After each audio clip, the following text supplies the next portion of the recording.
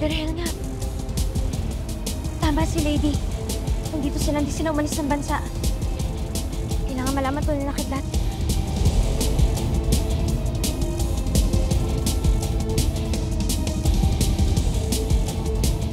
Ikaw na muna bahala sa ate mo, ha?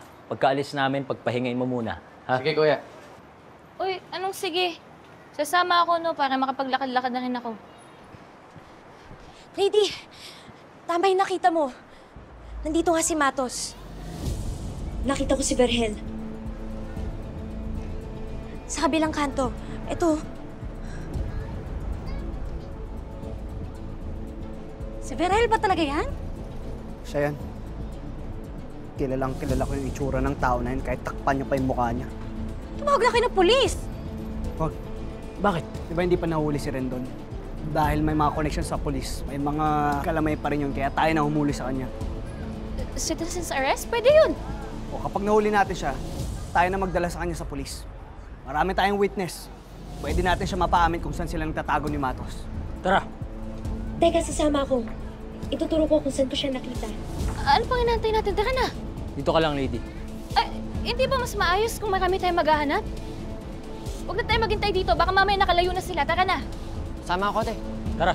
Dun.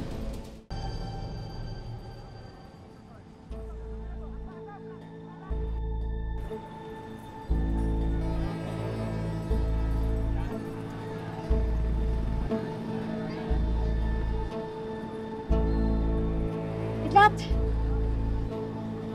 Kamusta kayo? Wala na doon sa Berhel. Inikot namin yung buong paligid. Wala eh, baka nakatakas na yun. May nakita ka bang dalang sasakyan si Berhel? Wala, naglalakad lang siya. Bakit ba nakakalayo yun? Sana nga, dito pa para mahuli na siya. Para malaman kung saan nagtatago si Matos. O ganito, mag-iwaiwalay tayo. Magtawagan na lang tayo pag nakita natin si Berhel. Basta mag-ingat kayo At sana hindi armado yun kasi baka magagulo, maraming madadamay. Sig, balikan niyo na si Sina Lady doon sa butika. Dito tayo maghanap siya. Ingat kayo Ano, tayo na? Tayo na? I mean, tayo na yung magkasamang maghanap kay Eben.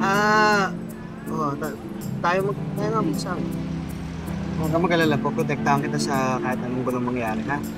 Basta sundin lang natin yung plano, sigurado mahuli natin yung dalawang. Tayo na?